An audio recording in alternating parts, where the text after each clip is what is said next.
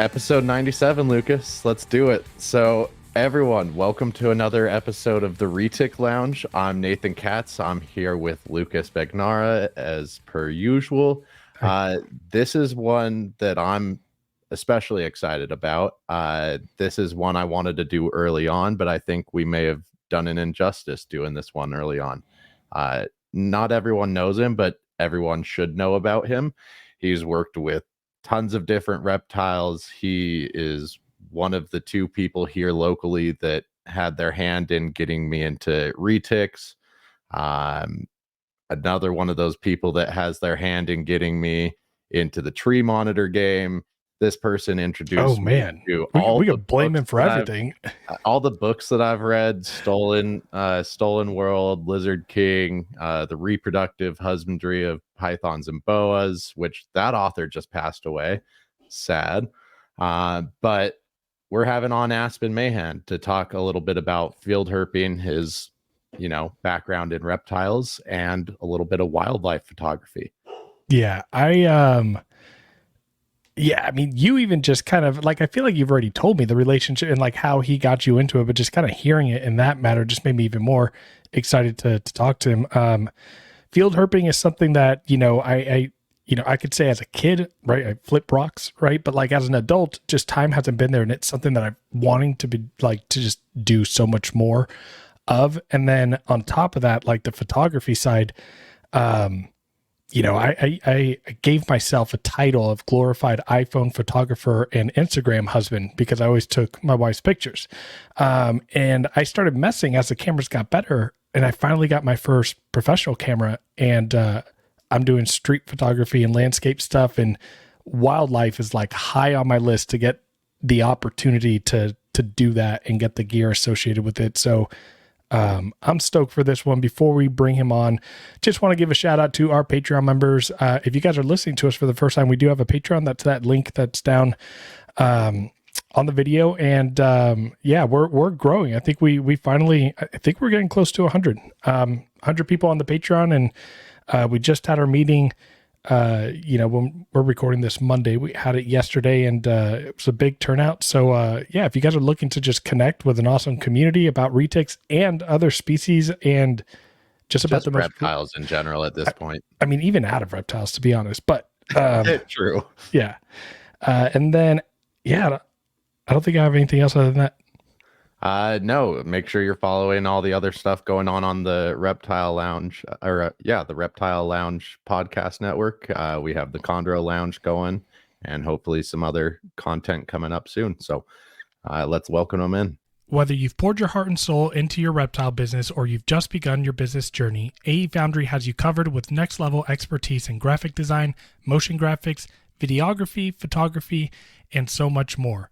If you've been dying for a new logo for your reptile business, motion graphics for your current logo, a new website, or need assistance making your video podcast come to life, then listen carefully. AE Foundry's mission places storytelling at its core. AE Foundry believes that a distinctive story and background are the driving forces that set your brand apart. In today's market, consumers seek more than just products. They crave a connection built on trust with the brands they cherish. AE Foundry is committed to empowering small businesses and fostering authenticity that resonates with their consumers. Reach out to them and let them help you craft a visual narrative that helps establish a genuine and lasting connection with your audience. To contact AE Foundry, email them at aromero@aefoundry.com or on Instagram @AEFoundry. When it comes to housing your retics, trust me, you're going to want an enclosure that will be just as strong and durable as your reticulated python. The Heartland Reptile Enclosure is next level tough and will outlive you and your retic by several generations. Heartland reptile enclosures are designed and manufactured out of powder-coated aluminum to provide the highest quality and longevity available in the reptile enclosure. What makes them even better is they are lighter than your PVC and plastic enclosures out there and are extremely tough. Stop playing around with plastic enclosures for your large constrictors and step up your enclosure game with the Heartland reptile enclosure. To inquire about one of these enclosures, speak to Jordan himself at Heartland Reptiles on Instagram, Facebook, and on TikTok. Here on TRL, we preach about the importance of using hooks, feeding tongs, and other tools with your reticulated python all the time. Animal Equipment by Stoney not only has all the tools you need for any snake you keep, but they have the absolute best hooks on the market. What sets Animal Equipment by Stoney's hooks apart from the other guys is their polycarbonate hook ends that provide a warm feel that won't disturb or bother your retic, ensuring a positive interaction from the get-go. Since 2008, AE Stoney has been supplying zoos, herpetologists, and other animal professionals with their tools. It's time for you to step your hook game up and buy an AE Stoney hook. To learn more and purchase one of their amazing products, visit aestoney.com. Aspen, Right. how's it going, buddy? It is good. I am humbled and troubled by that intro. I'm to blame for enough stuff. I don't know if I should be to blame for what I'm getting you into now. Well, you've had some influence. I've gotten myself deep into the retic thing. You know, you got me hooked up with my first animal, but the other 12 have been my fault. So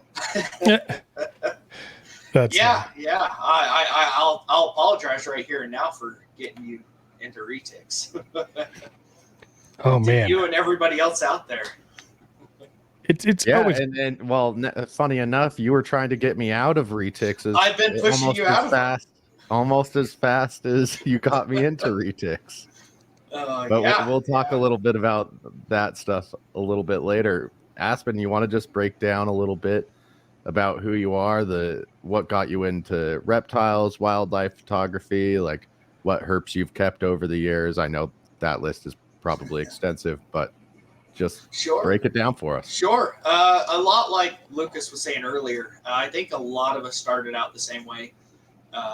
Growing up as a kid, flipping rocks, catching spiders, bringing home snakes in your pocket, trying to sneak them in the car. You know, your mom finds them a week later in the living room or kitchen, you know, crawling around. That's kind of how I started out. And, you know, as you grow, you start realizing that, I can actually look for these things. So I started taking the four-wheeler out, driving little back roads in central Utah, cruising up gopher snakes before I knew what road cruising was or if it was a thing. And it kind of just started going from there. I turned 18 and started keeping a little bit more seriously, and that's when I got into retics. At which point, I think me and Nathan kind of met up and started talking more snakes. It was 18 or 20, somewhere in there. I think it was. I think when you came up in, I got my first retic was around 17. I meant year-wise. I guess if it was in 17, I would have been my early 20s. So I meant year-wise. Or age. I don't know. Both of those. Yeah. Sorry. It all blends. You guys are on You guys are on the same wavelength, but like different. It all blends in. Different all numbers. The years we're getting there now. So anyways, from there I started keeping retics, and I did them for a couple of years before I realized I'm gonna kill myself or they'll kill me, and got kind of burnt out and started branching out into other stuff. So now I kind of mainly work with scrub pythons. And, nice. Yeah. What kind of scrubs you keep? Yes. No shit. I am focusing in mainly on Halmaharis. Dude, that's my favorite locality. Me too. That's why I'm focusing in on them. I've got 2-2 with them. I tried for them last year. I got breeding activity. I didn't get any official locks, and I didn't see nothing happen at it. So I'm really hoping this year will change. I've got some sarong stuff I'm working with. I've got some southerns. I've got a Tamika. I've got what else do I have? I've got a lone Wamena. I've got a few things rolling around in there. Awesome. Send me down the road. Send me a picture of the Tamika you have. Yeah, absolutely. I got a Tamika Aru cross chondro. It's okay. I'm really interested in seeing that. Yeah. Yeah, it's insane looking, but I've seen what Tamikas can look like in the chondro world, and they're pretty standout. So I'd be interested to see what the scrubs look like. Yeah, I'll send it over. Yeah. Man, so quite a, scrubs are fascinating and amazing, and quite a bit of like experience just going through the different animals that you've kept. Now, I'll ask real quick, breeding at all? Like, are you, what's your, so what have you bred? Are you a breeder? Are you a keeper? I'm somewhere in the middle right now.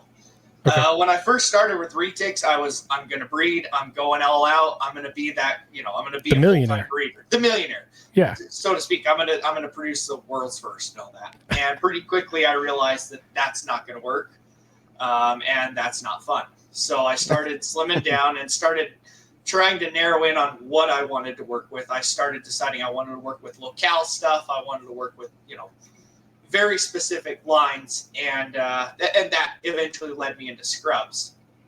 But yeah, I kind of lost my train of thought. Remind me what the original question was. That's okay. I asked the question terribly. Breeding. So have you produced any clutches? Yes.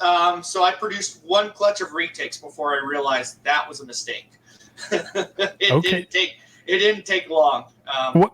Can you talk about that? Yeah, absolutely. It was a 75% Jampea Anery tiger. I crossed her with a 75% Superdorf. I would say he was probably Kalatoa, Platinum Anery. She gave me 31 eggs, and I got 32 babies out of it. Nice. So, yeah, it was actually a really good clutch. I got some really pretty snakes out of that. And there's quite a few of them floating around still. I've seen a handful of them. Why was it a mistake? Like, why was it a decision? Just I was thinking about this, 32 babies. That's a lot of babies out of one clutch. And I know it's not necessarily anything out of the ordinary. A lot of guys are working with, multiple snakes that are pushing, 30 plus out of every snake. But it was a lot to take on, and putting just a normal snake room, not being that industrial breeding setup with hundreds and hundreds upon stacked racks and dealing with the rodent orders. It was just a lot. And I kind of realized this isn't fun anymore when I come home from work and I'm just cleaning baby poo all day, every day. I'm glad that, so I asked that when you had your reaction originally, when you said like you had a clutch of retics, and when I intentionally wanted to have you elaborate, because my gut was telling me exactly what you were about to say. The amount of work that goes freaking into it is a lot. And again, that's just a single clutch. Yeah. Imagine 2 or 3 snakes that you're breeding just for one gene. Yeah. It's a lot. So just as a reminder for listeners out there, maybe before you invest $20,000 in retics and you have like 15 of them before your first clutch, see if it's something that you're up for. Yeah, I had to sell a handful of retics that I was planning on breeding just because I realized this is not for me. Yeah, it is a lot. Yeah, but to continue on with your answer, I haven't bred honestly all that much. From them, I kind of picked up a project with tricolor hognose, and I worked with those for a few years. Those were super cool. I remember. They're very cool snakes. Very cool snakes. They're a pain in the ass. I sold off the project just because they're very picky when it comes to starting babies. And a lot of times, some will wait, but the majority you'll end up force feeding for a week, 6 weeks, 3 months, 6 months, until one day the light turns on in their head and they go, oh, this is food, and they start eating. It was just too much. I got a theory on that, just because I'll hear it. It's the theory. Yeah, so it's the same. Lucas. It's the same with like chondros, and it's the same with a lot of other species that snakes hatch out very small. Like you look at pygmy pythons and those kind of things, and especially if they're not getting something that maybe they would typically eat in the wild. I feel like it's a size thing. Like it's the ones that like don't figure it out and you have to do it. Is there's a certain point of maturity where they're like, oh, okay, I got this. Because at least like, I've talked to some people that have bred Antaresia or, when I we was had, thinking even with retics though. oh, I thought you're speaking broad enough to like, this is why you're having to force feed. But yeah. No, I just like for some of the smaller, were you talking about the hognose just there you produced? the tricolor hognose. Yeah, okay, yeah. But yeah, no, I just speaking to Justin and doing the Antaresia stuff, and then speaking to some of the chondro breeders, it always seems like a lot of them that just need the constant like force feeding. At some point, they hit like a weight or a size, and then they go. Yeah, I guess I could. I don't think I ever put those two together, but I could totally see that after a certain point when they hit that size. Yeah, and I'm wrong a lot, so that's okay. Just kind of an observation of what I've been hearing. Yeah, I'm curious, Nathan. Do you want to jump into just? Can you talk before we get into like why we have you on tonight? Can you talk about some of like the little oddball species that you have laying around? Like those bromeliad boas are like the thing that really stood out to me. I guess it was just a single one. I have a single one. Right now they are stupid expensive, so I'm going to ride it out until they drop down again. That's a really cool species I have that I want to really work with. I would say probably one of the smallest boa species in the world. Little tiny bromeliad boas. They come from Mexico down through Panama. There's two different species. I work with the one from Mexico and Costa Rica. Tiny little snakes. They're arboreal, almost entirely nocturnal. Cool. They look like a little night snake. They've got little twin spot patterns all down their back, and they're very cool. And very strange too. They're weird. They have the head of an anaconda. They look just like an anaconda if you look at them from a profile shot. They've got a little protruded, like raised eyebrow on them. They coil up on your finger like a night snake. They're very strong for the size they are. They're odd little snakes. You should look them up if you haven't seen them. They're very cool. Would you happen to have any on your Instagram that will pull up, or is that just your photography stuff? I should have one on my Instagram. Yeah, I'll look it up. I have it on right now, so I should have one on there at some point. Yeah, I mean they sound interesting, and the more and more that I start branching into other species, the more I really am starting to appreciate the oddball stuff, like just the stuff that's not kept commonly or just are like vastly different from other animals in the same family. I just got my first Amazon tree boa. Oh, I kept those for a little while. Yeah, I've always loved them, always been fascinated with them. What stopped me was I just didn't think that I'd be able to keep them in my ambient setup in my garage. And then I stumbled across a couple of breeders that breed in ambient only. And I asked them what their temp range was. It was nearly identical to mine. And again, for me, it's not about breeding. It's just knowing that you can keep right there. Oh, that. Yeah. Dude, that looks like, and again, they're so cool. This is just a tiny picture in my screen that I have small, but it kind of looks like a tiny, like Argentine boa. Yeah, kind of. I can totally see where you're coming from with that. Yeah. Yeah. But yeah, I'm not sure if I really care to breed the Amazon tree boas. They're cool ass animals, and I wanted one, and they're affordable. Yeah, absolutely. I kept them for a little while. I think a lot of people don't realize how cool they can or maybe should be kept. A lot of people overcook those species and a lot of species like that. Yeah. It seems to be a common theme with just about reptiles in general. When I first got started, it was always 90 to 91 like 90, 91. That's what it should be at.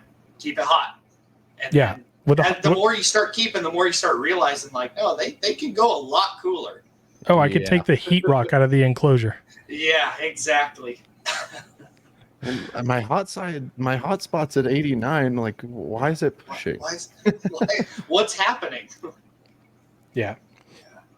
You said earlier that you got out of retics before they would kill you. I'm thinking, to me, they're gonna kill me because of stress. That was half of it. Yeah, I was gonna say I think that was part of it, but that was definitely part of it. Yeah, once you have that first clutch, you're thrown to the fire real quick, and you're gonna learn the responsibility that is baby retics. Absolutely.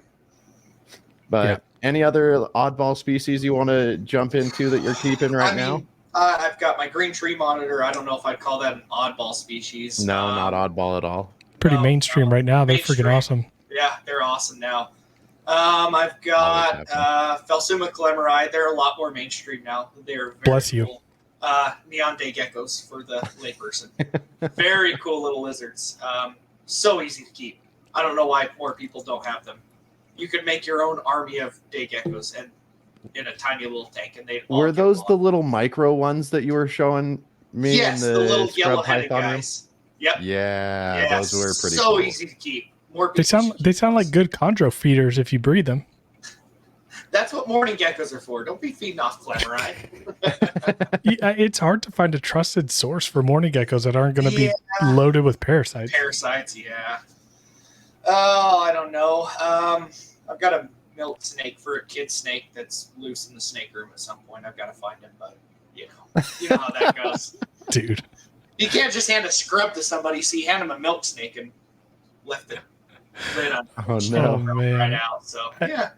At this point in my garage, I don't look for them anymore. I eventually find them. That's kind of where I'm at. He'll show back up. I know he will. Yeah. Man, that's funny. Yeah, I don't have a whole lot oddball stuff right now. I don't think. I'm sure I'm forgetting something. Yeah, I feel like I'm forgetting something from the last Chinese time king rats, but those aren't really oddballs now. Dude, king rats are bad. They're cool snakes. I'm about to get a pair of imported Pitayas carinata. Ooh, are you getting it from Dan? I am, and yes. I can't share now, but it's that's fair. It's even more special than just your standard Pitayas. Okay, I'm stoked. Yeah. Yeah, speaking of, you asked her breeding earlier, I got a clutch of 9 duds from her this year. So I don't know if it was a temp thing or not enough food, but we're going to try again next year. So From the king? Yeah, the king rat, yeah. Correct. Dude, they're impressive snakes. They're not as long as Pitayas, but they've got some heft to them, yeah. Yeah, they demand respect. Yeah, I don't know if I saw that when I was over there. I thought I pulled her out for you. The female was all black and yellow. You would remember, Nathan, if you pulled it out, because those are snakes when you look at that no one can ever not be impressed or in awe or scared. I mean, back when he had his mangrove, the little boega. Oh yeah. And even no, the scrubs still demand more respect than that boega did. I'd say they still deserve each their same amount. They of respect. they both do. I mean, just the posturing on the boega made it like super memorable. But I think the scrubs really stood out, and I don't remember that king rat at all. I'll have to pull her back out for you. Okay, well, I'll be down there at least by, October. Come find some cool stuff. Oh, I'm in. We need to get you a bike though, so we can bike around too. I've been talking about getting an e-bike, dude. I can imagine like you guys on bikes with backpacks and like snake hooks on the side of the backpacks. No, there's a bike park down the street from him that's called like Snake River or something. No, not like Snake. I don't know. Snake something. Snake Hollow. That sounds about right. Yeah. But anyways, you wanna get into like some of your herping background before we get into the photography stuff? I feel like it kind of goes hand in hand. It definitely does. It does. We'll enmesh the two for sure. Well, and a question I have about this is, was it you that was getting Chris into herping back then, or was it Chris that was fueling your love for herping? This is his old roommate, Lucas. No, yeah, we definitely kind of forced each other to do it. When I first moved down to St. George, he offered me a room in his house that he just bought, and I couldn't say no. It was a great deal renting it out. So I moved in, and we kind of both decided at the same time. This was back in probably about 2017, that we were going to start actively herping, meaning we would start targeting specific species and finding them. So we kind of just fueled each other, and we started getting out. And the first ones on our list were obviously like a Great Mason rattlesnake, which are all over southern Utah. Mm-hmm. And we crossed that one off pretty quickly, which felt really good. The first species you put on a list and say, I'm going to find this animal today, and you go out and you find it, that's a big accomplishment. Like that's a pat on your back, and it really drives you forward and gives you the energy to go, let's try for a harder one. At which point we decided, let's go find a speckled rattlesnake and a Mojave rattlesnake. And we put in the time, put in the research, looked at range maps, looked at the areas, found an area, went out, and we walked up the speckled rattlesnake, which is funny enough, we had no clue what it was. It was actually a really pretty aberrant one. It was almost patternless. It was bright pink, no pattern to her, which is, I've never seen another one like her before. I was going to say, you're going out looking for a speckled rattlesnake and see an aberrant one. I mean, I'd be confused too. There was no speckles to it. She was just salmon pink, out on the crawl in a wash. She buzzed us up on the way back to our truck. And we're sitting there staring at it going, what the hell is this? Is this a Great Basin? She's about that size, but there's her eyebrows are a little raised up. Maybe it's a Mojave. We had, maybe a Sidewinder. We had no clue until we posted it up on the local herping page. And someone's like, yeah, no, that's a speckled rattlesnake. So do you think it could be a time of year thing? Because my mom, she lives down in Mesquite and posted up this picture from her neighborhood of this like almost bright pink gopher snake from last year. Huh. I don't think it's a time of year thing or a hormonal thing. I think this just happened to be an aberrancy. She was in a spot that was there, at least in Utah. They're normally found in like the limestone bluffs, real rocky ledges and cliffs. And we were kind of out of range. We didn't have our area correct. I mean, they still range there, but they're not super common. There was limestone ledges, and it came down to a real like pink river rock wash, the real smooth cobblestone rocks. And she was down in the river. So I think she just happened to be selected naturally to fit into those pinkish reddish river rocks. That's awesome. Yeah. And then that same night we road cruised our first Mojave. So that was kind of the kickoff to get us going into actually targeting stuff. So I'm already learning, right? Because I've gone, herping out with, my buddies who help me here in the garage and it seems like a lot of people I talk to, it's like, no, you just pick an area, you go and you look for them and you look for snakes. And it seems like you guys did a lot of research on the forefront, which made it successful because the story I keep hearing is you go out and find nothing, and then like on the 8th time you find something, and you're over here just like you're just knocking your species off.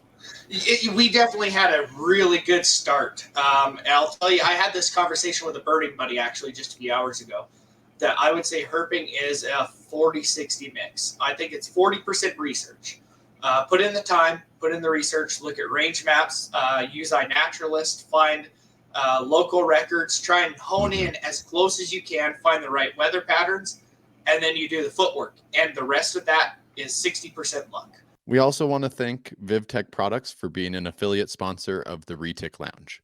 Stop by VivTech Products for the best UV spectrum lighting on the market that will enhance and improve your snake's overall well-being and health. Visit vivtechproducts.com and use the code ReticLounge23 today for 15% off. Again, visit vivtechproducts.com and use our affiliate code ReticLounge23 today for 15% off. Looking for the perfect accessories for your hatchlings or juvenile retics? Look no further than Heli Guy Serpents.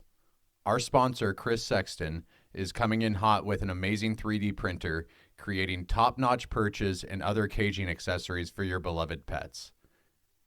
Enrich your retics environment with their high-quality products. Use our promo code TRL10 for a 10% discount on your purchase. Visit them today at heliguyserpents.com and start giving your pets the best.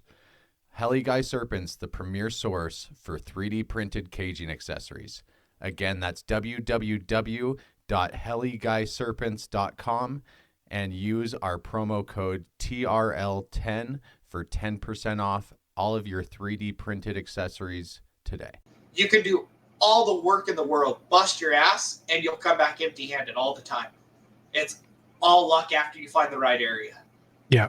Yeah, it makes sense. I mean, finding nothing when I went about a month and a half ago, I've been itching to go back out. So there is still even something about finding nothing that makes you want to go back. Yeah, absolutely. I mean, you look at the old Mark O'Shea episodes, the Mark O'Shea's Big Adventure. He was one of those guys that would show you the episodes even if he found nothing, which is Yep. a lot of herping. A lot of road cruising till 3 a.m. and seeing absolutely nothing. Yeah. So can you, for the people that don't necessarily know what herping is, haven't gone out and looked for a reptile themselves, could you kind of break down maybe just the basic guidelines, like, respect 101 when you're going out and doing that, the difference between herping and road cruising, like Sure. just kind of the basic breakdown of what you guys are doing out there. Do you Yeah, wear absolutely. flip-flops, shoes? You should not wear Open-toed flip-flops. all the time. I love road cruising in sandals. I won't lie. Road cruising 10 or herping 101. Number one, you should know what's in your area. You should know your species, know your venomous from your non-venomous. For you East Coasters, or basically coasters, down through Texas, know cottonmouths from a water snake in a rodeo. That's the first thing I thought in my very mind. similar. Yeah. Yeah. I've made a few grabs where I was questioning it as I grabbed, and I should know. So make sure you are certain before you grab a snake. A lot of tricolor snakes look the same. Second coral snake I walked up in Florida looked just like a scarlet snake from a distance until I got a little closer to it. So know your species. Don't grab something unless you're certain with it. For the West Coasters and Southerners, moisture is a big part in herping. A lot of snakes prefer moisture. They can't stay out because it gets so hot and dry in the desert. So they will stay under rocks. A very common way of finding those species is called flipping, where you'll flip a rock or a log in a hillside. You'll look for right areas. And the proper way is to replace that exactly how you flipped it. And I really like to kick the soil back around that rock to recreate the seal. Because if it's moist under that rock, I flip it, I drop it back, and it doesn't seat properly, and I don't replace that moisture seal around the edge, it'll dry out in 2 days, and it's unusable for the rest of the season. No snakes are going to be able to go and hide under there. They're going to be forced to go back underground, and it kind of ruins the area for anybody else herping, and it ruins the area for that animal until the next rains come. So that's kind of an important one. Wow, that was something I've never, like, I've always heard the rule with flipping, like, hey, put back what you flip, but I've never heard, the other part of that. That sounds much more important. It makes sense. And, I mean, it's, I don't know, just goes to demonstrate, I guess, the respect you have just for the ecosystem in and of itself. Because, again, like, it makes sense, pretty common sense, but, like, it's not something that I think a lot of people even consider. Yeah, nothing pisses me off more than when I get to a spot and I get on the hillside and all the rocks are rolled down the hill, or you could tell a rock was turned sideways and the whole hill is ruined. You're not going to find anything there. So, yeah. Finds 2 rattlesnakes. On a good day, maybe. Any other rules, respect, just guidelines? Just play it safe. Use common sense. Follow your local laws. There's a lot of different laws for a lot of different states. Pay attention, do your research, and follow know the what's laws. federally protected, know what you can and can't know what touch. you can't touch. Yep. Know what you shouldn't touch. And yeah. Okay. Any guidelines for cruising? Safety always. I mean, you got to keep in mind you're going to be slamming on your brakes for bungee cords, banana peels, sticks. Sounds like a good time. Flaps. And if you're lucky, maybe a snake. So keep an eye on your rear view. Don't slam on your brakes in front of someone. Before you go flipping around for a snake, check your mirrors. Don't pull out in front of a car. Outside of that, just be mindful of other cars. That's the big hazard there. Any funny close calls? I almost killed me and a couple of friends last weekend. Actually, it's totally stupid. I thought he was going to be like, when I was first doing this. Nope, just last weekend. No, we were road cruising in a convoy. There was 3 different cars, me and 2 other cars, and we're cruising down the highway. And I thought all 3 of us were together. The tail end car had turned off down a dirt road, and the car behind me kept following me. Well, we saw what we thought was a snake, so we pull off the side of the road, And that second car pulls off right behind us, and it looked like the third car started to pull off, and there was no one else on the road. So I started to turn right there in the middle of the road, and this car comes flying past, honking on their horn, but they were not part of the convoy. So, almost killed the whole car. Oh man, this is why walkie-talkies are still important for adults. Exactly, walkie-talkies are a fantastic tip. One time we were out road cruising on a road down here in southern Utah. It's just me and Chris, me and a good buddy, and we pull over for a Mojave in the road. No, nobody's in the road. It's almost midnight. Nobody's out there, and we're trying to work with it. And if you've ever tried to pull a Mojave off the road, they're notorious for not Mojave rattlesnake. Sorry for anybody that doesn't know, just Mojave. Mojave rattlesnake, and they don't ride hooks. They flop right off, and then they just keep going. So I'm trying to hook this stupid thing and pull it off the road, and all of a sudden a car comes around the bend, and they're hauling ass towards us, and he's stressing me out. Chris is like, dude, car's getting close. Car's getting close. You need to get the snake off the road, and he's on the shoulder, and I'm trying to rake it, trying to hook it, and it just keeps hauling. It keeps going across the road. And this car is getting close, and they're not slowing down. So I thought, okay, I'll just hook it and fling it. Just give it a little flick off the road. I did that in my mind.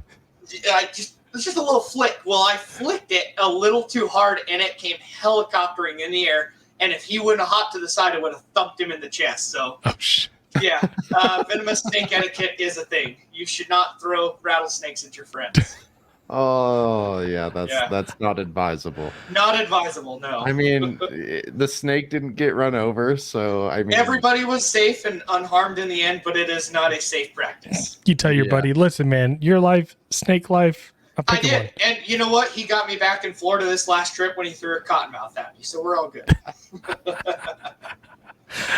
Man, I want to reach that point in field herping where we're throwing snakes at each other. It's not an advisable point to reach. I'll tell you right now.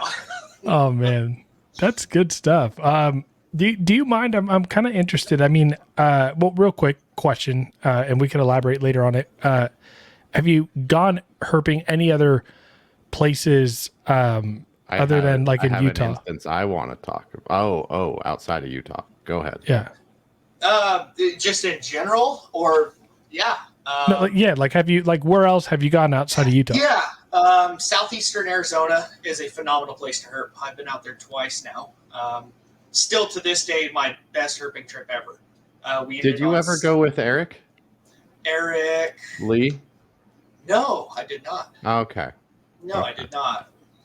I feel like that name's super familiar, but I did not go with him. We ended that trip on 64 species, which was it was a 8-day trip, 8 days, 64 species of herps and amphibians. So that was a very good trip. Nice. I've done Houston twice now. I've done Florida twice. We kind of bisected the state and did the southern half first, and then the northern half this year. That was our second trip. This northern Florida trip, we ended on 60 species on a 12-day trip. So we did very well there. Yes, we did very well.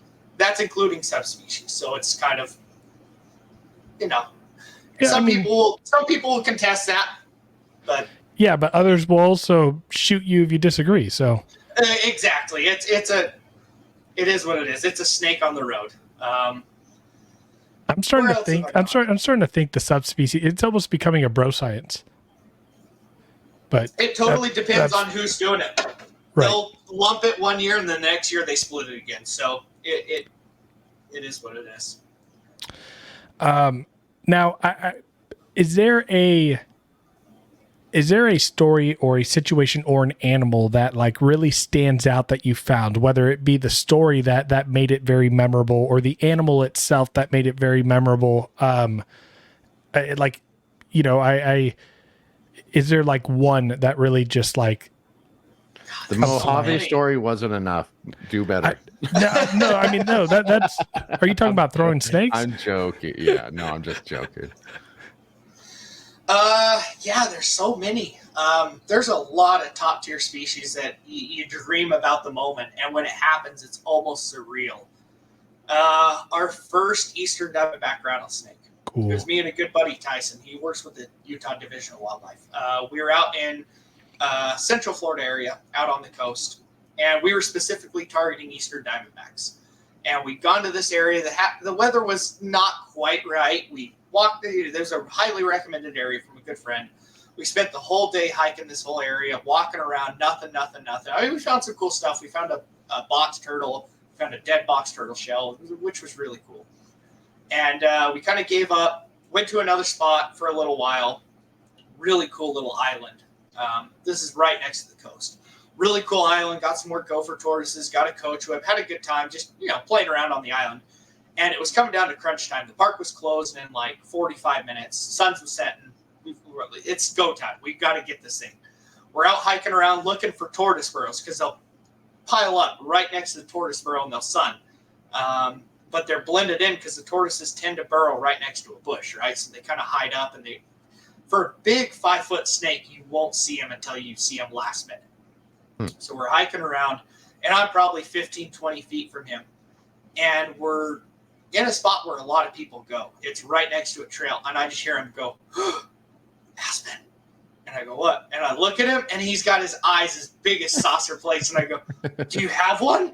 And he just nods. And so I slowly come over, and there's probably a good 4.5, 5-foot eastern diamondback just piled up in this bush. It was incredible. It was one of those you hug, you hoot, you holler, everybody's fist pumping, and it was a pretty incredible moment. So. I don't know. For me, I feel like if I'm looking for one as well, you'll take any that you find, but the fact that it was a nice sized animal is really cool too. Yes, absolutely. That goes 100%. You can find one in the ugliest spot possible, and you'll go, at least I found one. I have no problem doing it. It may not be ideal habitat or ideal pictures, but I saw it.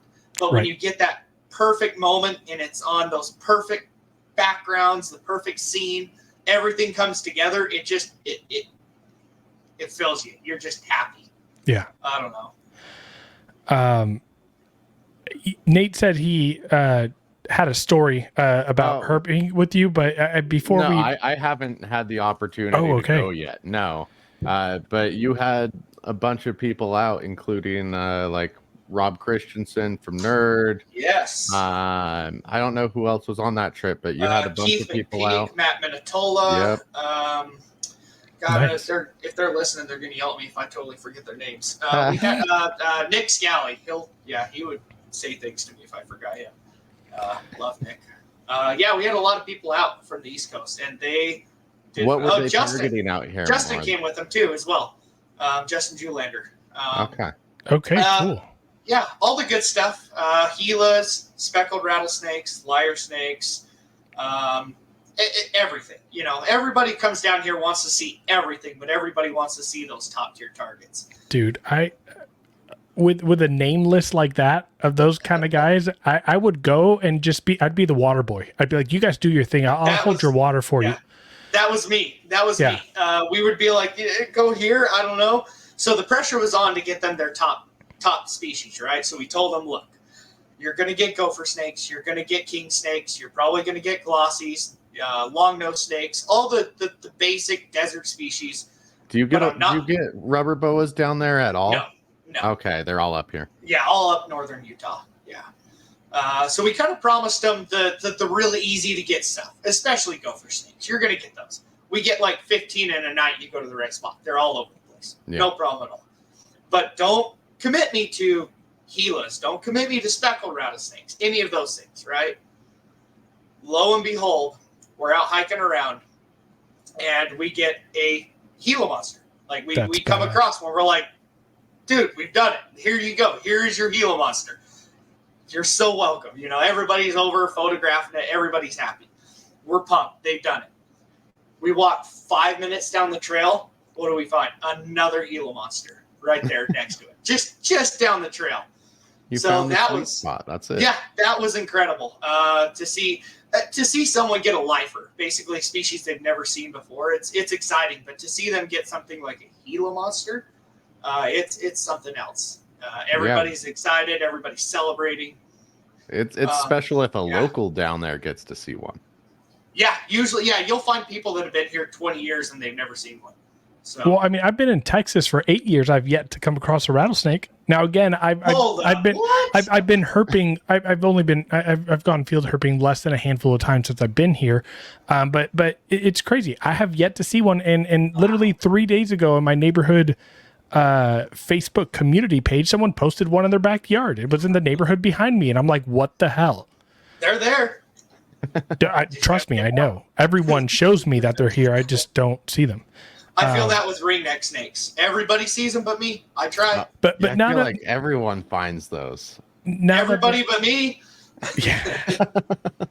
Now that the it's heating up and it's summer and the grass here gets just dead. It's not even grass anymore. It's a little bit safer. So behind my house is a railroad track.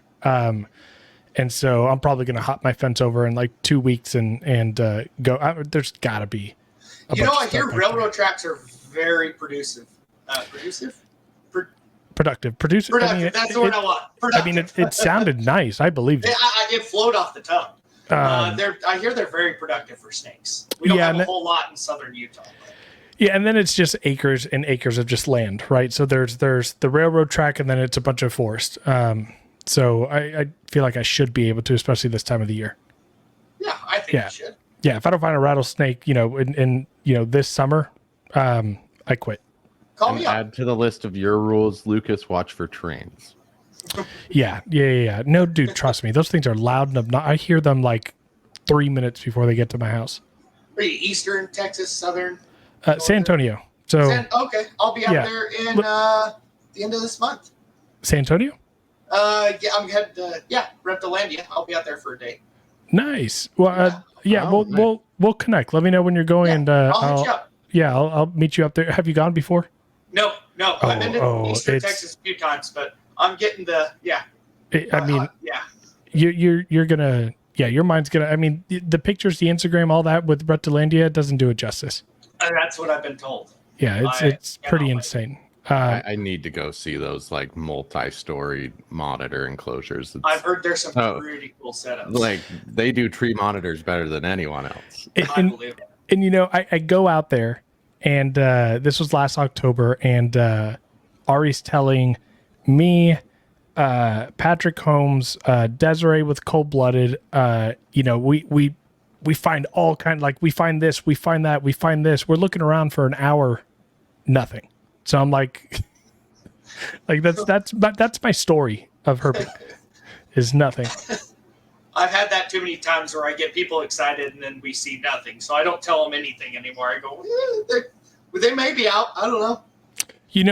What's funny is like 2 weeks after I went herping and found nothing. I won't tell the whole story, but essentially my coded alarm or my coded door lock started beeping at like midnight, and I go downstairs. I kind of have my gun by me, and we're in Texas, gotta have a gun.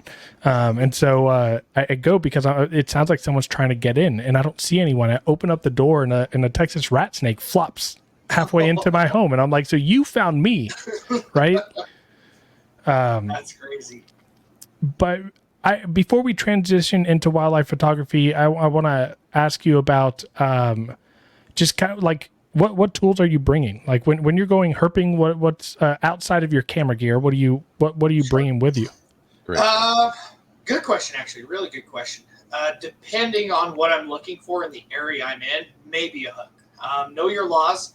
State parks, national parks, a lot of different parks will say no hooks, and you will get talked to a lot of times if you bring one. So be conscious of that. If I'm out of state, I tend to have a hook on me. If I'm in state, I usually don't. One, because I've either seen and photographed enough of them that I don't really need to harass the snake. And two, if I really want to photograph a snake, I tend to try and get it in situ. Yeah, I try not to bother them because they look more photogenic when they're in situ. It's majestic, right? Right where you find them. Yeah, usually. Sometimes it's a scale poking out of the rock, and you're like, well, that's... Sometimes it's an Eastern diamondback deep in a bush. Yeah, I have those photos. Trust me, they're not great. and sometimes it's cool to get a picture of a snake not in a defensive state. Yeah, right. Defensive state is photogenic, but it's not always great when us, being people that know snakes, look at it. You stress that snake out for a picture. It's not relaxed. So, yeah. Yeah. And I mean, I think that's why it's like just on the photography side of things, it's important. Like if you're trying to do that, you know, having a really, you know, a lens that has a like a 58 millimeter or something that's higher than that, to where the reach, so that you can be far from it and see it and still get it in focus and it look like it's right in your face. Yeah, absolutely. Outside of that, it's my camera gear and a water bottle and just the obvious first aid kit. Walkie-talkies if you want, like you said. Dude, you said first aid kit as an obvious, and I'm thinking in my head, like the last 2 times I went, I didn't even have one. So thank you. Yeah, absolutely. Throw that in your camera bag. Everybody should have a first aid kit with at least Band-Aids. I carry, what is it called? Liquid skin, basically super glue for deeper cuts. Some kind of gauze, compressions, your standard first aid kit that will fit in your bag. Plenty of water, especially out in the desert. You'll run out pretty fast. And that's I try to travel as light as I can because my camera gear weighs me down enough. Yeah. Speaking of water in the desert, do you ever rehydrate animals? I've done it a handful of times. Yeah, if you find them in like a real dry spot, or I've gotten mixed results. Sometimes they'll drink, they'll be super happy for it, and if they're already stressed, sometimes they'll just try and turn and run. Yeah, it's kind of a mixed thing. I don't know. Should I do it? Should I not do it? Are you intervening with nature? I don't know. I've done it a handful of times. Half the time I forget to. It's usually just seeing a snake and going, cool, snap a picture and keep moving. Maybe I should more. I don't know. I don't know. You tell me. I've been out. You see I call all my hikes herping because I'm looking for snakes. But if you're looking, you're herping. Yeah. So even my walks on the Riverwalk here in San Antonio, I'm looking. You're herping. Sure. Yep, you're herping. Yeah, you're herping. You know what's funny is one of the most populated places you can go to is the Riverwalk in San Antonio, and I've seen more snakes there than anywhere else in the water. Yeah, those some of those parks, especially at least my experience in Florida, the real populated places, the animals are so used to people, they don't hide, they don't care. The people leave them alone. You're elevated, you're on a boardwalk. You know, the animals just do their thing in front of the people. You'll see more, and you'll get better pictures. Yeah, I love the populated areas. Yeah, I don't have to force a snake to sit still because it sees me and it doesn't run. Exactly. Yeah, so I'll ask Nathan if he has any other field herping questions, but I as much as I love, you know, want to go out and do it more, just my personal interest has me a lot, like, very excited to talk about wildlife photography, especially after cruising through your Instagram. Nathan, you got anything else on field herping before we go? The last thing I have, because you've got to, you know, herp around the entire country. Well, not the entire country, but you've got to herp around some of the cooler spots in our country. Do you still have like a target species that is just killing you to find? Yeah. Yes. What's the top 3 on your bucket list? Yes. Okay. Very good question. Easy answer. This year is narrow-headed garter snakes. Cool. Northern Narrow-headed Arizona. garter snakes. Okay. Very cool snake. It's a funky snake. It should be a Nerodia. You look at it, you're going to say it's a Nerodia. Northern Arizona. Very cool. They'll be gone before long, sadly. They are pretty heavily protected. They're endangered, and they're losing habitat. So I want to get those before they're gone. Okay. Yes. I'm going to pull one of those up really quick as you're bringing up. Yeah, you're good. The next species on my list for this year is the Texas coral snake, because, like I said, I will be going to the Houston/San Antonio area at the end of June. I know it's a Hail Mary. Is it really? I've seen, again, and this is not even going out herping, but like just going on some trails with my wife and everything. I've seen 3. I've seen 3, and I saw 1 eating another snake. No way. That's what awesome. species? Texas coral. Texas coral or Texas Western corals. Okay. Yeah, they're bad. And if you've seen an Eastern coral, because I'm originally from Florida and I've seen Easterns out there, if you see an Eastern coral in person and then you see a Western, dude, they're so much bigger. It looks like just your typical stupid narcissistic Texan. Everything's bigger in Texas, right? But yeah, no, when I saw my first one, and it was the one that was eating the other snake. I was like, this thing is massive. That's so cool. You have to send me pictures of that if you have them. Yeah, I have a video, and I have I didn't have my camera or anything at the time, so they're nothing to brag about, but I do have it documented. No, send them away. Yeah, just the time of year where it gets so dry, it's not really the wet season. Corals are very moisture dependent.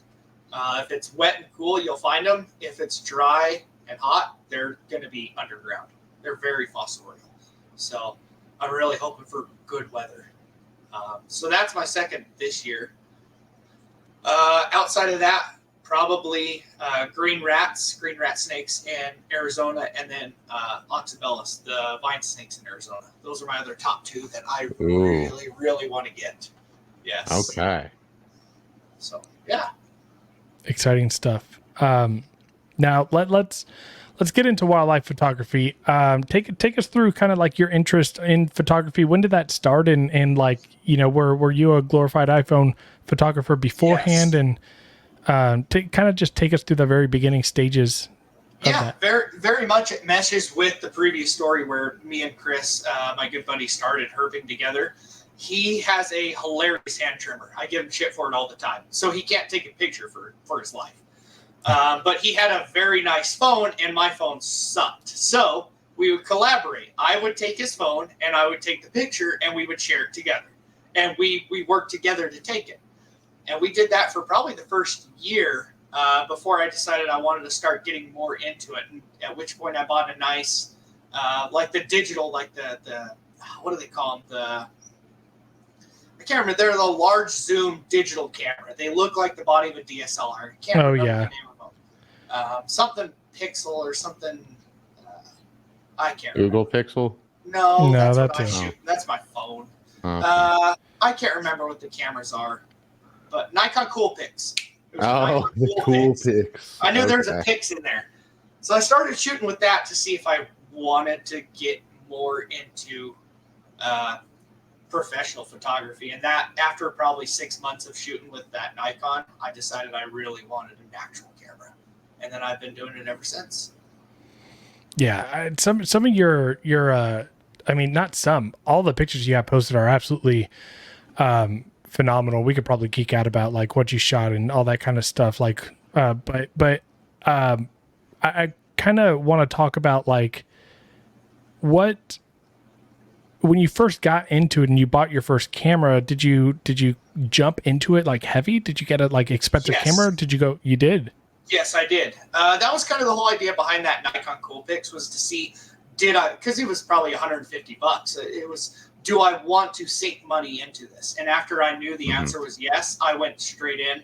I bought a Canon 6D Mark II and 100 millimeter Sigma lens. I probably sunk roughly $1,200 at least into that, $1,200, $1,300 when I first started. And that was my start into, DSLR full-on professional photography. Awesome. And so when did you start taking that out with you? In like when you were going herping? Immediately after I bought it. That was probably 2018. Okay. I'd say it was probably about 2 years after I started herping that I decided to start taking my camera out with me. Awesome. Has it been cool to kind of go back and like, you ever look at your wildlife pictures in 2018 compared to now? I still remember some of them. Yes, I do. I still go back and look at just my first pictures I took with that Canon, and I'm ashamed of myself and yet proud. I'll look at it and go, man, what a wasted shot. I totally ruined that animal. The shots were horrible. It's blurry. My settings were all wrong. But it's cool to see how far you come from starting out to where I feel like I am now. Yeah, I think that someone told me like, don't delete the pictures you take off of your memory cards. Put the memory cards in like and save your memory card so that way you can go back and learn a little bit. I have 4 terabytes of storage in my computer dedicated to every single photo I take on my trip. It could be all the wrong settings. It'll be almost bright white. It'll be me, progressively dialing in my settings. Every photo is trash until I get the right one. I save all of them. So I can go through them, and you learn from it. You can go back and see the entire trip photo to photo. Yeah, exactly. Yeah. I've been lucky enough to, so now that I got a camera about, I don't know, 4 months ago, all the trips we do, vacations and everything, and just it's cool to be able to actually have some decent photos of like your story there. But I'm curious as well, like let's talk about and maybe some people are going to be listening to this and it's going to be over their head because they don't understand photography, but well, I'll ask this question first before they leave. So when it comes to wildlife photography, I'm sure that there's probably a lot of waiting around, patience, or sitting or like just getting that right lighting with the your tripod setup. Can you take us through that and like kind of, the ups and downs of that and some of the hoops and ladders you got to kind of. Sure. Wildlife photography versus reptile photography are two very different animals. Wildlife photography, I would say, is a lot of patience, waiting for the right moment with the right subject. You're sitting in one spot with your predetermined background, your predetermined spot, waiting for the animal to come in line with you at the right moment with the right lighting. Whereas reptile photography, you're manipulating a lot of your circumstances, a lot of your variables to make the photo come together. Like say if you road cruise a snake at night, you're trying to make that snake pose and get your flash set up properly to make the photo properly exposed while still holding that snake in the proper spot against the background that you want. But yeah. I don't know if that But then I you mean, get photos like this where it all aligns. Yeah, I mean, it answers the question, but like it was such a like nice to the point answer, but I don't think people who don't have a camera understand. No, it's so hard to concisely explain. Just so many variables come into play when you're working with a subject that doesn't hold still. It's not telling a person to stand right here, smile, okay, pose like this, do this. You're dealing with an animal that's not going to cooperate, and a lot of times has the ability to say, no, fuck you, I'm not going to do it.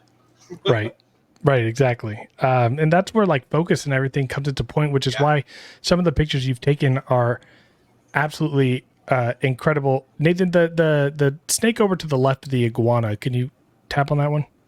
I can't. This is how you posted it. Oh, okay. So I guess collage. I think I've got that one in another. He probably does, and I'll look for it. Well, I just kind of wanted to. It was a really cool neck. I wanted to hear about that. But what's how difficult is it to shoot these damn birds? Very. I'm just now getting into birds, and I love it and hate it. I was going to say birds don't stand still ever. No, they're very difficult. The easiest are ducks by far because they just float. You don't have to worry too much about them. But when you start dealing with the little Tweety birds, the songbirds, the stuff that hop from limb to limb and are so spooky that as soon as you get close to them, they jump again. They're super frustrating. What was that? Was that a boa? Where? What was that? Lucas, you're killing me. Right there, the one. Yeah, that's a Rosie. That was when I first started. Working with my 5D Mark II. I was gonna say that looks like a picture I'd take. A Rosie boa, yeah. And I'd be so proud of it. Yep, that's my Rosie boa. I was very proud of that photo. Nowadays, I look back and I'm like, well, no, I mean, because again, I say like that's a picture I'd be proud to take because it's not a bad picture. But then when you start to look at the other ones that you've posted, it's like, well, damn. That's what I'm saying. That's where I came from when I first started. I was still learning settings. I'm still learning, aperture versus my ISO. And there's a lot when it comes down to it to make sure that picture comes out what you would be happy with. Yeah, dude, that right there. You have the foreground, the mid, and the background. It's an awesome picture. Thank you. So on average, roughly, like, and again, it's different, but when you're taking pictures of these reptiles, how long is it taking you to get like the shot that you're okay with? Funny you ask. Sometimes, very rarely, the first photo you take and you're like, I can't beat that. That does it right there. Like, I'm done with that. And then sometimes you'll spend 30 minutes with a snake. I hate to do it because you can tell when they're done. They start to get stressed. They start to wiggle off. they're over you. They're not having it anymore. And I see it in my light box in my garage. Yes. Yeah. He was just going over my light box photos right there. So yeah, we'll talk about that here in a bit. Yeah. No, but yeah, you can kind of tell when the snake's over with you. And at that point, I like to just go, you know what I've got is what I've got. If I haven't gotten a good enough photo, it's on me. So I try to move the animal on at that point. But it's just a matter of patience and really knowing how you want to set your photo up, how you want to pose your snake, and having your settings right before you start, so you limit the amount of time with that animal. What snake are we looking at here? That is a Mojave rattlesnake from the Utah border. What lens are you using? That is a 100 millimeter. That was shot on a 100 millimeter Sigma. Yeah. So how far are you roughly away? That's a good question. I'm probably cropped in a little bit on that. I try to keep myself out of strike distance. That's the ideal range. So, at least 14, 15 inches usually. And then I crop in. That's the benefit of having a full frame. Yeah, exactly. You can crop. Yeah. Exactly. You don't have to get as close. So I guess speak to some of us that are, we're breeding, we're producing animals, and we're trying to take good pictures, because we all know by now, and if you don't, you're learning, but good pictures sell animals. Good pictures sell animals. Absolutely. There's 1,000 people that are going to take a quick phone picture that's blurry in their hand, but having that snake look really nice is it's a benefit massively. So yes. What are you using to and not like your camera or anything, but how are you setting up pictures for your animals when you're taking pictures of them? Lighting is everything. Yeah. Lighting will make or break a photo. For a smaller, I don't have a large light box right now, but get a decent light box with overhead lighting and a large open space to work with in front of you, and then have your flash set up. And from there, it's just learning your setting points and being able to work to edit those photos to clean up any blemishes or things that may stand out. For example, if you're shooting in a light box, say with a black background and a black bottom, and you pull a snake out with like aspen shavings, and you put it in the box, and there's aspen shavings around that snake when you photograph it, your viewer is going to see that snake, and their eyes are going to automatically be distracted by the aspen shavings in the foreground, instead of looking at maybe the cool pattern of the color. So I know every time I've done that in a light box and I see some blemishes on the actual like bottom of the background, like that's what I end up editing before anything else. First thing you're going to see is the blemish before you even look at the animal. I have like my class picture of my Solaire clutch from this year, and that was the first ever class picture of a clutch I produced with my Fuji, and I'm really happy with the way the photos come out, but it took so much time to get all the pictures done. There's one snake in there that has a little piece of cocoa chip sitting right next to it, and I'm like, you know what? I'm not taking the snake out again. It's there, because just getting them to stay still in that nice coil. Like, I knew that if I put my hand right by their face where that chip was, it was going to freak out. I was going to have to do it all over again. So I was like, you know what? No, the chip's going to be in the damn picture. And that's where Lightroom comes in play, where you can actually clean some of that stuff up without having to pull it out. I have a photo of a Gila monster further up in my Instagram. When I photographed it, he was perfect. Red rock, like a real clean slab of red rock sandstone. Skyline behind him. And of course, when I finish taking photos and I go back to edit them, there's like 30 foxtails, little, they're right there. That's the one. There's like a whole handful of foxtails right in front of him in the sandstone. I'm like, this is not going to do. So I cleaned it up, made them disappear in post-processing, which maybe people say it's cheating. I don't know. To me, it's all about the finished product. If it's pleasing to you and it's pleasing to your viewers. Yeah, there's no such thing as cheating when people are looking at an image and they're saying damn. It's one thing if you're completely changing the look and color and exposure of your subject, but to remove distraction is a benefit. There's a great tree. That's the benefit of photography, is it's an art.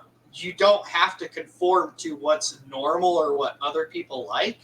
Develop your own style. Find what you like, find what fits your photography style, and stick with it. Is that black glass? Yeah, it's reflective black plexiglass, actually. Okay, and Yes. you're putting that in the light box? Yes, right down in the bottom of the light box. You're gonna have to And send me then with a little bit of editing, it cleans up really nice. Yeah, you need to send me a link of where I can get that. Amazon or eBay. I buy mine on eBay because it's like, depending on the size, it's $10 to $30 for a sheet. It's not bad. I felt like I just looked into a human's eye on that last picture, just like it just that you could see the brain thinking. They're smart. I'll tell you, they're smart. Like I felt like it was judging me. That animal's amazing. Oh man. Cool. So I'm curious now. I kind of asked you the same thing earlier with your herping. What gear you bring when you're doing the field herping outside of camera stuff, but now take us into, what are you bringing with you when you're going out and wanting to do some wildlife photography stuff? Absolutely. Yeah, right now I am shooting on a Canon R5 mirrorless. I just barely upgraded this year, which, by the way, if you're thinking about doing mirrorless, jump into it. It is phenomenal. I was nervous about it. I didn't know how I'd like it. I love it. So that's the camera body I run. Most of the time when I'm out hiking, I will run a I run a Tamron 150 to 600 millimeter telephoto lens adapted to my body. And that's for anything that I may see, birds, mammals, anything, lizards, long distance that I have to zoom in on. Because most of the time when I come across a snake or a lizard or an amphibian, I can get it in hand, or it's close enough and slow enough that I can switch lenses. So that's the main lens I run when I'm hiking with my camera out. I keep a Canon 100 millimeter lens in my bag. That's for all my close-ups, most of my venomous stuff. Is it manual? I shoot an autofocus. Like, is it LED autofocus? Yeah. It's autofocus. Okay, cool. It's got stabilization, all that stuff. Very rarely will I do manual focus. I probably should do it more to get better at it, but usually I just leave it on auto. I'm enjoying the manual focus, but it's a bitch. Well, when people hold still for you or buildings hold still, it's one thing. It's a bitch definitely when snakes will shift just an inch. They turn their head and all your focus is off. And with 100 millimeter, that inches everything. Yes, absolutely. So I'm curious, have you ever gone out and had like kit failure or malfunction, and how do you like roll with those punches? Like, yes, you're still going out. I'm assuming if you've been out there or you drive far and what is ideal ends up not working, you're not just going to pack up and go. Or do you? No, you kind of have to roll with it. It's nice having extra people with you because they have backups usually. The biggest thing is batteries. Make sure you have spare batteries for your camera, for your flash, for everything you carry, your flashlight, your headlamp, because you will run out. You will leave it on in your bag. Your flashlight will turn on in your bag when it's transporting through the plane, and it will die, and you won't realize it until you get out on the road at night and you go to light up a snake and it's dead. Spare batteries are the biggest thing. I've reflected on this as I start spending money on camera stuff. Is how the hell do we have cars like Teslas, but we can't have freaking cameras that can get you 4 hours? That can exactly. Or even just my headlamp or my lamp on my bike. It's like, come on, I want more than just a couple hours out of you. It drives me crazy. Someone make a good freaking battery. Yes. I swear it's because they want you to buy 5 more. That's exactly what it is. I'd say you're probably right. Batteries are the biggest deal, though. Yeah, I think that. Anywhere you go to take pictures, have you ever come across restrictions on being able to, or that you have to pay or get a permit to be able to take pictures? Not necessarily to take pictures. A lot of states will require a permit, like Arizona, for example. If you are photographing or working with amphibians, you need a fishing license. And for reptiles, you need a hunting license. And we did get pulled over, and we did not know this until we got pulled over by a Arizona Fish and Game, who was very generous and very polite and told us, "You're good. I'm not going to ticket you. Go and buy them." But make sure you do your local research, because a lot of places do require you to have a hunting license if you are quote unquote hunting reptiles. Is it kind of just one of those licenses you get at Walmart? Yeah, exactly. Just an out-of-state, non-resident hunting or fishing license. Yeah, it's the same ordeal here in Texas to own retics or... Yeah, the $50 yeah, constrictor and venomous permit, yeah. Yeah. Interesting. Yeah. That kind of, I don't know, that annoys me. Like I'm clearly not hunting. I'm okay with Arizona doing it. I feel like their money actually does go to a good cause. You actually do see Fish and Game out there doing a good job of making sure people aren't messing with montans. They're not collecting the protected species that are, highly sensitive. Well, they've had a very big issue of people coming out and poaching their native wildlife. Yeah, so I was actually really happy to find. In fact, I was caught. We were road cruising at the very back end of the Chiricahuas, right there by the rodeo side, down by the Desert Museum. A few people probably know where that is. We're just up in the canyon a little ways, and we're road cruising, and we road cruised a little frog. So I hop out, pick him up. We'd already photographed him, in a little canyon tree frog. Nobody wanted to photograph him, so I'm walking him off the road, and I see lights, like, blue and red flashing lights, and I'm like, oh shit, that's probably Border Patrol. They might think I'm dumping drugs. I'm going to come back with the frog to prove I'm not dumping drugs. And I walk back to the road, and of course it's Fish and Game there holding a flashlight, and I'm holding a frog that I'm not supposed to be holding without a permit. So he was cool about it. He was like, yeah, just go toss it off the side of the road. He was cool with this, but it was like, just sitting there holding the frog. Honestly, that's the better case scenario than Border Patrol. Usually Border Patrol is pretty good. You show them a snake hook, tell them you're out there, and they keep going. Gotcha. So I'm gonna. I know I would love to start doing this. I got a ways to go. I got a lot of money to spend before I got the stuff to be able to go out, but I really wouldn't even know like where to start or what expectations to even have as you begin. Tell us about your like growth and development into wildlife photos, maybe what beginners should expect and maybe what they should try to do. Or I guess like, you had some learning curve, and if there's any part of that learning curve that can be completely avoided by Absolutely. Start with a decent camera body. Don't get the bottom line camera body, but you don't have to spend thousands of dollars on a camera body. If you want to take good photos, start with the lens. The higher quality the lens, the better your photos are going to be. The body doesn't matter nearly as much as the lens does. And just for anyone who's new, lenses are typically can be and are most of the times more expensive than the body you'll buy. Correct. Yes, depending on what you get. Dump more money into the lens than you would the body. And as far as like what lens you should be looking for me, I really like my 100 millimeter macro. It's a prime fixed lens at 100 millimeters. They're going to come out sharper. It's going to do better in low light, which doesn't always matter if you're shooting with a flash to begin with, but it certainly helps. But anything from 60 to 100 millimeters is going to serve you very well for any kind of amphibian or venomous snake that you find. I find that most of the snakes that I shoot, being copperheads, cottonmouths, smaller rattlesnakes, 100 millimeters keeps me plenty safe. That's honestly, that's the big majority. For nighttime, get yourself a flash. It doesn't have to be anything fancy.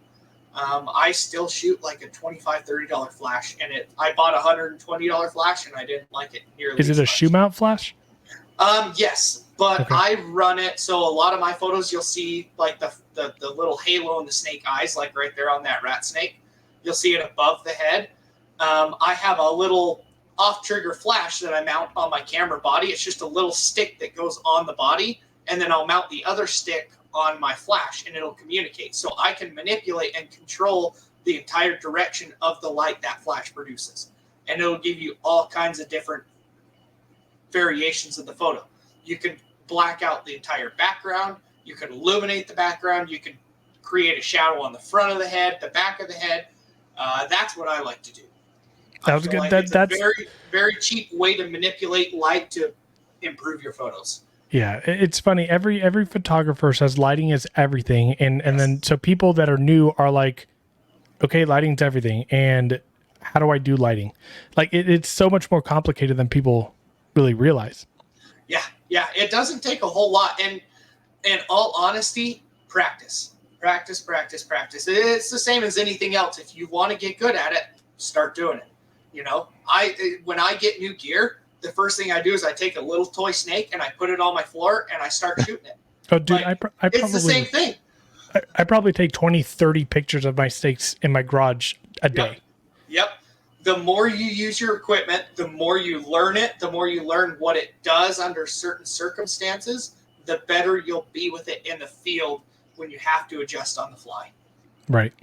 And that's really where the beauty and skill that a lot of people, you know, might not think of when it comes to wildlife photography is that on the fly adjustment stuff that like that's the art of it. That's the hard part of it. You know, it's almost a science that you got to be able to also do quickly. Yeah. Say you're shooting in the field, and not even, during night. Let's say you're shooting a lizard on a rock and it's perfect lighting and you get 2 shots. You're starting to get your settings right. And then the clouds block the sun and your settings are way off. Like, how quick are you going to be able to adjust to account for that shade that was just thrown on your subject before that lizard says, I'm done with you, and runs away? Yeah. Yeah. So that's what it comes down to. Yeah. I really don't have, too much more on the wildlife photography side because if I do, it's mostly just going to be camera stuff that really your viewers probably don't give a shit about. But this really goes over my head because I haven't really done much. I have an old Rebel sitting in my closet over here, but I have a friend that still shoots on a Rebel T3 and she gets some really good shots. I'm sure I could get some great shots. I don't have the proper cord to transfer any of the photos over to my computer, so it's I'll tell you right now. You know what you could do? Reader. Yeah, I was gonna. Yeah, it's like one of those big SD cards, so I'll have to find one that'll. Oh, yep, there you go. This connects directly to my phone. Yep. Yeah. Amazon is no. king for that. You guys can keep talking. I'll grab it, but I'm talking. This is a chunky SD card. This is probably from 2006, 7. Oh, I gotta see this. Are you running a floppy disk? That's what it sounds like. Basically, here, you guys keep it going. I'll grab it. Right. That's awesome. But no, it's just really cool being able to talk to someone who not only is they're not only are they excelling in something that like it would be a dream of mine to be able to just, and again, when I say dream, it's really for myself, right? It's just, it's 100%. a lot. I totally understand that. Yeah. It's a lot of fun. But also like that keeps reptiles and, is a fan of it. And, I don't think I've really talked to anybody that has like really excellent wildlife photography that's in the reptile industry and hobby. I wouldn't say I know a lot of people. I'll be 100% honest. I know a lot of people that still beat me out on photography. Like, I don't want to say I'm the best by any means. Oh no, there's always going to be people better, right? 100%. And that's what causes you to strive to be better. I can still name off people from the top of my head that have gotten me to the point where I'm at because I want to be on their level. So there's always something to shoot for. All right, so I have an 18 to 55 millimeter, and then I have a 75 to 300 millimeter zoom lens. Oh wow! There you go. That's what I first started with, was a 75 to 300 on all my lizard shots. Let's find this thing real quick. Oh, here we go. All right, yeah, you guys are about to be. Nathan, I need you to take some iPhone pics of the body and camera itself after this and send me it. Yeah, will I, do. I don't think your camera is going to be able to. And this is a whopping 4 gigabytes. That's Gosh, I don't know what that is. What is that? I don't know what Yeah, that is. so this is my problem. I would have some fun with it. Like, it's not a terrible camera, but without just a cord to go straight to camera to computer, I'll use this as a moment to salute those behind us. Think No about this. kidding. We're shocked at the size of his memory card. Think about the guys in the 80s from the books that we've read as kids, from the husbandry of pythons and boas that we read, that photograph with a camera that they had to take to Walmart and get the photos developed. They had no clue whether it was in focus. They didn't know if they it was truly were properly just lit. pointing, shooting, hoping their had lighting was good. No clue what they were photographing, and yet they still came out with photos that to this day you cannot beat. Yeah. That's pretty impressive. Yeah. And now here we are with our fancy mirrorless cameras and DSLRs that we just look on the screen and go, ooh, that one's not in focus on the eye. I better resituate. In our 15 batteries. Yeah, exactly. Yeah. Those guys ran out of photos and they're like, well, my camera's dead. Done now. Should have brought more film. Yeah, it exactly. makes me think of Brian Cusco's rig that he had over at NARBC with that crazy color. It was like an infrared. Yeah, it was like a heat map. What was it? It was like an exposure map, I think. Wow. It was an attachment that would sit on the shoe mount that was plugged into the camera that literally showed you like purple, yellow, and blue. Predator vision. Yeah. Yeah, it was nuts. I saw That's that. Wild. I saw that and I was like, oh, and you want to know the crazy part that I was so upset for him? Is literally the first show he took it to and it wasn't working. Oh. Thousands of dollars. Of course. Yeah, that's a whole different thing back in the day. But Nate, you got any wrap up questions? You got anything else for us? Ooh, do you have any projects that are coming up that you're excited about in terms of herping or field photography, whether it be mammals or reptiles? Yeah, I think I kind of already mentioned Houston. I'm headed out for a week. Mainly, it's just to go hang out with a good buddy in Houston and just kick back and relax. Okay. But it's well overdue. I'm really excited for that. Well, post up a bunch of stuff that you get from Reptilandia. I still have 2,400 photos to go through from Florida. I'm just getting started. Dude, please get an awesome macro shot of their Komodo dragon's eye. I most certainly will. I'll ask Ryo if she'll let me. I literally, when I went there last year, got to pet it. It's such a cool, awesome. Friendly. I'm going with a very good friend that has the end, so hopefully we get the behind the scenes, and I'll bring all the good stuff. So yeah, they're very open to allowing people in the know. Yeah. We were going around and this is the first time I met her, and she literally just opening up displays and awesome. Grabbing animals, and I was like, okay, this is really freaking cool. I cannot wait. I've heard so many stories. I'm losing it already for it. Yeah, I need to get down there. Yeah, I'll be there again I went last year for Texas Carpet Fest, and I'll be there again for it this year, so I'm excited. Where's Texas Carpet Fest at? That's where. So last year it was hosted at Reptilandia. Oh, that's right. I remember the post. Yeah, and so when did they host that? So it's again this year. It's October. October. Okay. Yeah, I'll try. It's a good time. I could go to that. And what's cool is it's because they're hosting and everything. They're closed, so no one else is coming in. And it's everything is very it's cool. That's cool. I'll see what I can do.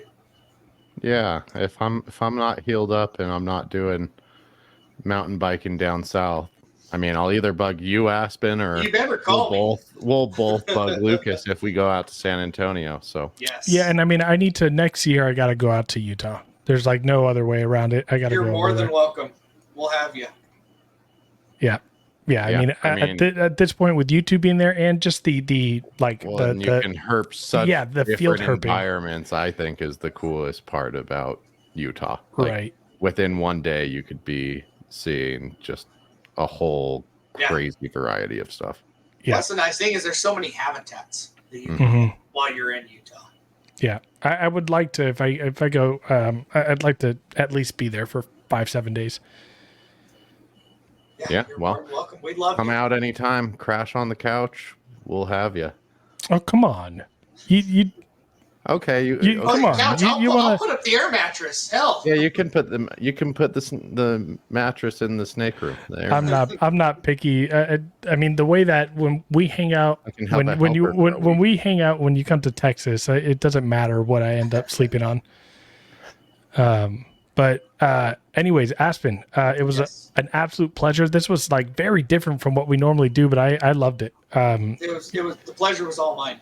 Yeah. I just want to say for anyone that's still tuned in, just because we didn't hit it on the head hard enough, if you're not already, which you probably aren't, and you need to be, follow Aspen Mahan Wildlife Photography. There's an underscore between all that on Instagram. Is there anywhere else you want to plug, Aspen? That's about it. Shoot me up on Facebook. I have no problem there as well. I share all the same stuff on Facebook. So Cool. Yeah. Instagram's probably the easiest. Just pictures. Yep. Yeah, I mean, keep it short and sweet, but if you need the man himself, go over to Facebook, hit him up. There you go. Oh. All right, guys. Well, Aspen, have a good night. We'll talk to you in just a little bit. All right, sounds good. Thank you. Let's see you, man. So, 97 in the books. We have one that I wanted to do in the first 10 episodes, but like I said, I'm glad that we could get a little bit more, traction behind the podcast before introducing Yeah, and to it. So, and not even like the traction, but like mostly just our ability to talk. Right. Like I still think back to our Brian Cusco video and I'm just like, damn it. Like we had Brian Cusco on when we didn't know what the hell we were doing.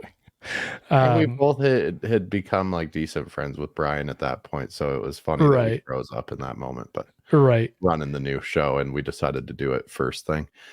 But yeah, I mean, those are the fun things to look back at, just like those grainy photos, those out of focus pictures, like that herping trip that you don't find anything because you didn't do enough research.